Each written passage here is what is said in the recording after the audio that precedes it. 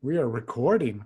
Hi, I'm Josh Thompson, and this class on child development really needs to start kind of before you see a child. So I've invited a couple in here, my daughter, Marianne, Hi. and her husband, Jonathan Clark, and Hello. they're coming to talk about their pregnancy, expecting their third child, Marianne's first child. Their baby is due within 3 weeks right now. So it might even come along during the time of this class. But because Marianne's a teacher, because they're family, I just wanted to chat with them about this moment of preparation for a newborn and preparation of their family and thinking about teacher things that we think about for families. So introduce yourselves, talk about your preparation for this new baby. Well, I'm Marianne Clark, was a Thompson, and I also teach middle school choir, thinking about not teaching middle school choir in the fall, one because of this baby, but also because of COVID, and not knowing what the fall semester may look like. So we'll see. I'm Jonathan. Preparations for this baby, for me, are mostly the physical place that we live in, including this room. We've got a room. This is our nursery to be. That's what I've spent our last few months doing, is getting this house ready, room and beyond. Jonathan, you brought two beautiful girls into this marriage from your first marriage. Talk about that preparation for those newborn babies in your first experience, and then now this moment when you're preparing for your third baby. Sure. I'm kind of I'm not a major over preparer in general, never have been, so I kind of expect nature to take its course and for instincts to kick in, and and with the first, especially the very first baby, there was a lot of research done, as any expectant parents would do. I wouldn't say that I'm the most inclined to just be worried. A lot of people do a lot of research out of concern that they're going to somehow fail to raise a baby right, and that's a fair concern. But That's me. but in general, I like to think that this is natural. It's been going on since the beginning of humanity. It's going to be okay is generally my outlook, and that's how it was with the first girls. It generally has been okay, yeah, we'll carry on. Yeah, I definitely am the worrier in this relationship and over research different things and read many books and did an online birth class and have an in-person birth class and ask all my friends for their experiences, but mostly I look at him and I'm like, hey, how was this for like the first time as like the expert? And he's like, well, I don't really necessarily remember that, and I can't really, I don't know, it'll be fine. And so I think that's been a learning curve for both of us, is like I'll have a lot of things that I've read or researched, and then they'll have it's going to work out. Does my lack of preparation come off as disinterest? Not at all. Okay. It's because you're very interested in specific things. Yeah. So there's like specific items that are like necessities in order for him to feel comfortable or to raise his child, like a diaper pail that is specific for his immense height. He's nearly 6'7". So, I registered for a diaper pail that would be appropriate for someone 5'4", but nope, it needs to be accommodating to both of us. So things like that we've kind of learned in our preparation of experience and no experience. Cool. When I have an opinion, then I put it in, like, we were given a diaper pail. It's fine. It's well reviewed, whatever. But when I saw it, I was like, no, I'm not doing this. I've seen a better one, and we're gonna get it, and it's cheap anyway. So, yeah. Marianne, you have attended births Mm-hmm. for sisters-in-law and for friends. How did that prepare you or teach you or get you in eyes wide open into this moment? Well, I think it helped me understand what the bigger picture is like, because I've seen natural and medicated births and natural medicated births and just a wide variety of births, and they've all been very specific to the person. And so often I want to find like the right answer, because I think there is a right answer. Even though I do live in a gray world where I know that things aren't black and white, I wanted to figure out what was the absolute best thing. But seeing all of these other births, it has mostly taught me that they're all unique to the person, and unique to the baby. And the baby will come out how the baby wants to come out. What are some of the details of your birth plan? Well, currently with the COVID-19 situation, our plan is to have a doula and to labor at home for as long as possible. We're trying to still navigate and figure out what the policies are at Baylor Hospital, because it's been changing week by week. So currently, if I have a doula, then I have to go in and get a coronavirus test done while I'm in labor, and then they'll send me to triage, and then I'll go up to my room. But my midwife today said that I should be able to labor at home until I'm about like 7 or 8 centimeters dilated, and then go to the hospital without a problem, and hopefully do the COVID test in the room if I'm that far along. But there's a lot of conflicting information, so right now it's go with the flow. That's the plan one, yes. So you did describe a doula, you did describe a midwife. Talk about those compadres, people coming alongside you to help.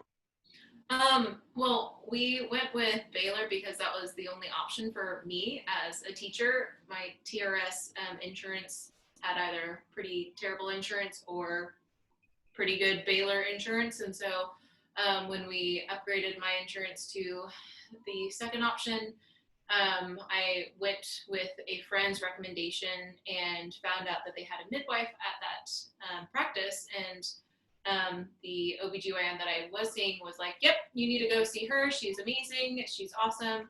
I couldn't recommend her enough. I had 2 water births for my children, and I think it's really important for us to have midwives in our practices. So I went and really liked her, and so she's been great. And then just recently hired a certified doula, as in last week, because Baylor wasn't allowing doulas in the labor and delivery ward for the majority of this COVID experience. So with typically with your plan A, that this birthing would flow naturally, you'd have the assistant support of the midwife, but you mentioned an OBGYN. Is that in case you need medical intervention, medical help, or you do expect the OBGYN to participate in the birth? I don't expect her to participate in the birth. If there is a surgery, then she will be the one who oversees that. So it's going to be my midwife, and then if my midwife can't be there for some reason, it would be that OBGYN to deliver. If there is an issue with my midwife, then the OBGYN will step in for surgery. I just talked with Lily and Edie, your big girls, about them meeting a new cousin, a newborn cousin, Sunny. Describe what kind of preparations are going on in the home to prepare these big sisters for their baby brother. They occasionally ask for baby lessons. Marianne's given them lessons. There's pictures of them holding a doll's feet up while they slide the diaper under the butt, Yeah. And so they've learned how to change diapers and how to burp. Anything else? Swaddling. And they we went over how to hold the baby, where to support the baby's neck. When we got our car seat and our stroller, we immediately showed them a doll in the car seat and the stroller, and that was their favorite thing ever. So then we had to put some parameters around like, well, these aren't toys, so you can't do that. Edie is really big on participating in trying to help me with my stretch marks. That has been a thing that she's been really interested in. Is I have like some oils that I rub on my stomach to help prevent them. It didn't work at all. Nothing has worked, so I have plenty of them now, and Edie also noticed that. So she likes to rub oils, and mostly she just likes to feel where he is and what's going on and what he's doing. And the other day she noticed my stretch marks and was like, so this didn't work. And I was like, yeah, but I think I mean, I Better like, than not. Yeah. Good.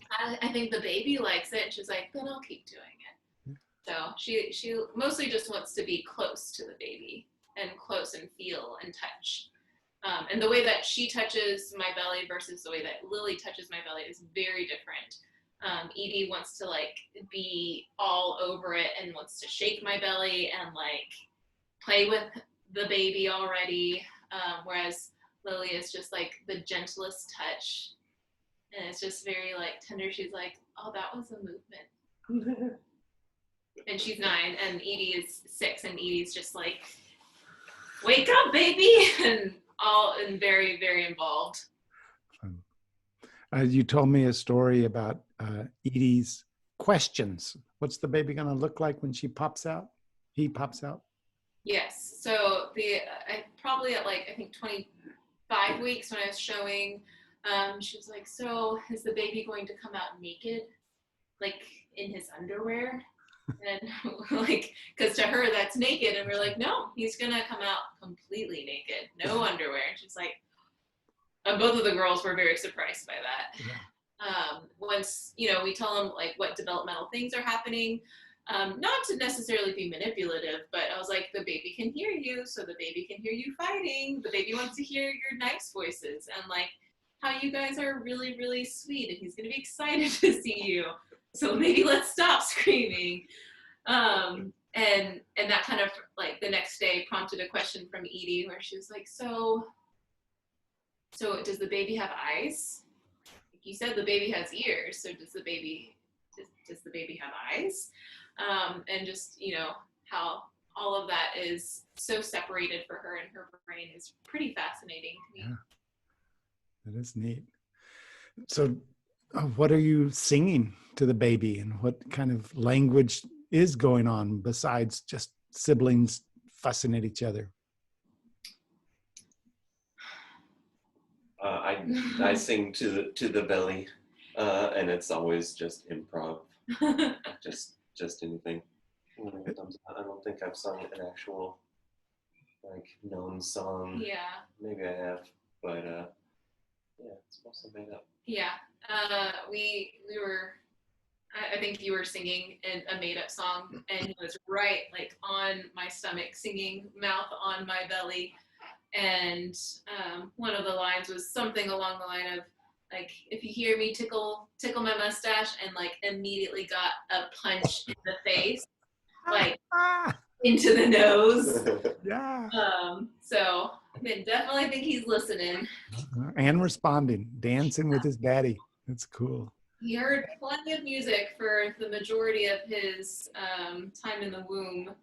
And then once I was out of the classroom and out of all of my choir jobs and choir gigs and professional singing, I think a lot of that dipped down. So right now I feel like he's listening to mostly Jonathan's sound engineering job that he's doing from home. People talking about pharmaceutical sales and some pump up music and terrible walkout music. All over the place. Is that similar, that kind of improv, is that similar to what you played with, sang with your first two? Yeah, it's built into my personality, I think. It's a part of your own music vernacular. Well, that's great. Other experiences in birth and family development and return to professional life. So yeah, talk about that for a minute. What would, if you had a regular school what do you think would have been your processing to think about going back to work with a newborn? My initial thought process was we were going to just evaluate our finances around spring break and really see what is possible for us. But and then also what's best for the girls, because they currently go to the school across the street from my middle school. So they're in a district outside of where we're zoned. So I think ultimately we were pretty set on me not going back next year. And then the pandemic happened. His work was affected for a time.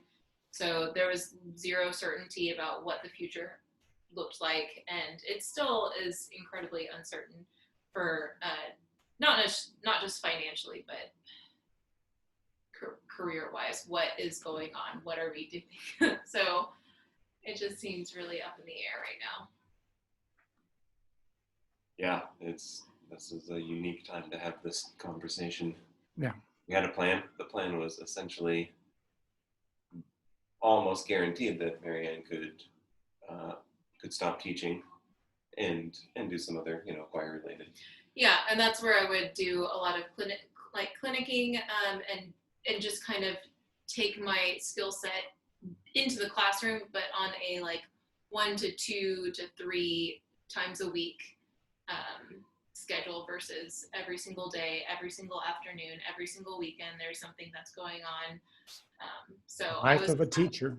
Yeah, I was trying to move towards judging, clinicking, different kind of workshops, things that people have asked me to do, but I haven't been able to because I just didn't feel comfortable leaving my classroom that much. So it's all up in the air again. Yeah, it really is.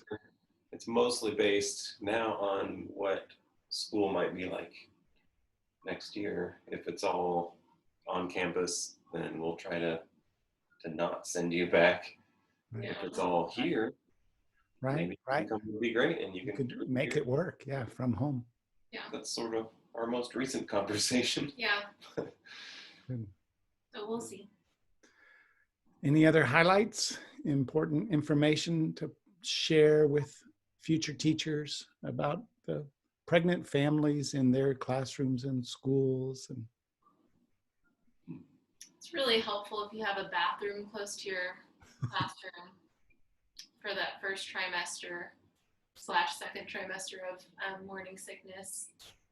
And I think the first time that one of my students caught on that I was pregnant was he had cut off part of his finger, and he was like, a middle school boy, and was like, "Hey guys, I cut off part of my finger," and I saw it, and I had to run out, and I was like, "I'm gonna throw up," and I threw up, and then I had to continue to throw up throughout that class. And so when I told them later on, they're like, "Oh, were you pregnant when you were throwing up all that time during when I showed you my hand?" I'm like, I mean, yes, that was because of multiple reasons. Right. But yeah. Middle school boys, middle school choir. Well, thank you. I have a song to sing to my grandson to be. I was wondering, Marianne, do you recall any music from our childhood in this home, or? Yeah. Yeah. A lot. Well, now that I'm on the spot, it's a little bit more. Yeah, right. It's specific, but there's, most of the things that I immediately start singing are things that are from my childhood. Yeah, from our classroom and Montessori classroom and this home.